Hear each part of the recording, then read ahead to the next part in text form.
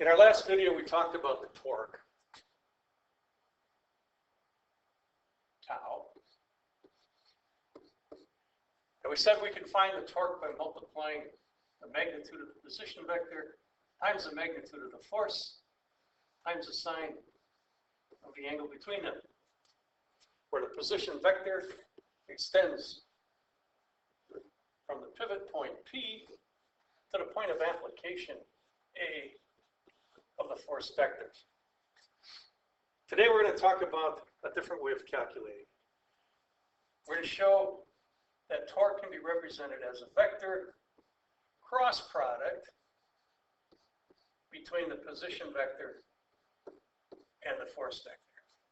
The little X I drew indicates a cross product, does not indicate a scalar multiplication. It's different. It's the second cousin to the dot product. When we were calculating work, we found that work was the dot product between the displacement and a force. Totally different concept. The work ended up being a scalar. The torque it doesn't use the displacement vector. It uses a position vector, and the cross product results in another vector, not a scalar. Okay. So let's take a look at how we go about doing this. To express these as vectors, we're going to need to express them in terms of x and y components. And so we'll take these coordinate axes and we'll position them at the point A and at point P. And then we'll determine the x and y components of the two vectors. So if we look at the x component of the position vector, it extends in this direction. And if we look at the y component of the position vector, it goes like that in the negative direction. Likewise, the x component of the force vector extends in the positive direction, but it has a component pointing straight up in the straight up. There we go. In a vertical direction. Now let's express what these are. Let's move this one up here for convenience sake. Okay. And we'll say that the length of this x component we'll express that as 0.4 meters. And we'll express the y component as having a magnitude of 0.3 meters. And the force vector, let's say we're really honking on this puppy, we'll say that the x component has a magnitude of 250 newtons, and the y component has the magnitude of 50 newtons. Okay, so now we can write both the vector r and the vector f as vector representations using our I, J, K unit vector designation. So the position vector would be 0.04 along the x-axis, which has a unit vector I, minus, since the y component is pointing down, minus 0.03 in the j direction, or in the negative y direction. Likewise, the force vector can be written as follows. We have 250 newtons in the I direction, and the y component is pointing upwards, so that's a positive j direction, positive y direction, indicated by a positive unit vector j. Okay. So now we'll go through the process of evaluating the cross product.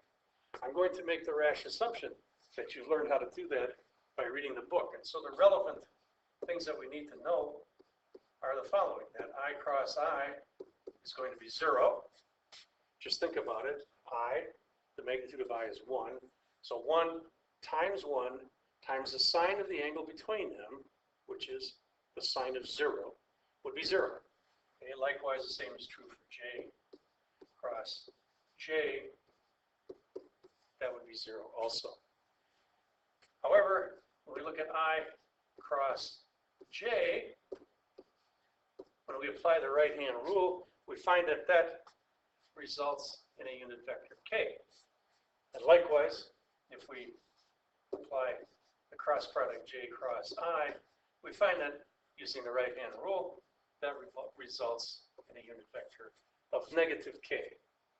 Okay, now we're using the standard ij, the x, y, z coordinate system, and our unit vectors along the x directions I hat, unit vector along the j and y directions j hat, and in the z direction k hat. Okay, so just a refresher on what those unit vectors mean. If you need more explanation about cross product, please let me know and we can do another different video. For now, I'm going to assume that you understand how this works. All right, so let's go about the process now of actually doing the computation. So the torque, we said, it's going to be vector, is equal to R cross F. Not F cross R, it has to be R cross F. If we do it the other way, we'll have a mistake. It'll be, we'll have a minus sign here. Because R cross F is equal to minus F cross R. Okay, so R cross F then, substitute in R, which is 0.4 I hat minus 0.3 j hat crossed with the unit vector, or the force vector, which is 250 I hat plus, since it's in the positive direction, 50 j hat. Okay, now we just go ahead and do our calculations. Remember, we said that I cross I, when we multiply those two terms together, I cross I is 0, so that results in 0.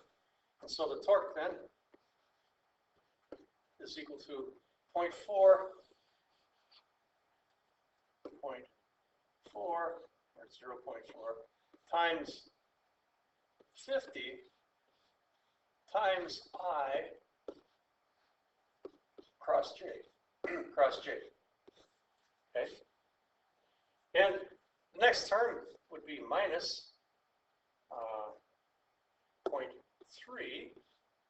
so minus 0.3 times 200 times this term right here, times 250 times j cross I. Okay. Now, we can multiply this together. We can say that then the cross product here, the torque is going to be 0.4 times 50, which is 20. We said before that I cross j is a unit vector in the k direction, minus 0.3 times 250, which is 75, times j cross I, which is the unit vector in the minus k direction. A minus is a plus, and so we find out that when we finish our calculations, the torque is going to be equal to 95 in the k direction, 95 Newton meters in the k direction. The force has a unit of newtons, and the split and the position has a vector has are in units of meters, and so torque has units of Newton meters. So this is how we would actually go about the computation for finding the cross product between the position vector R and the force vector F.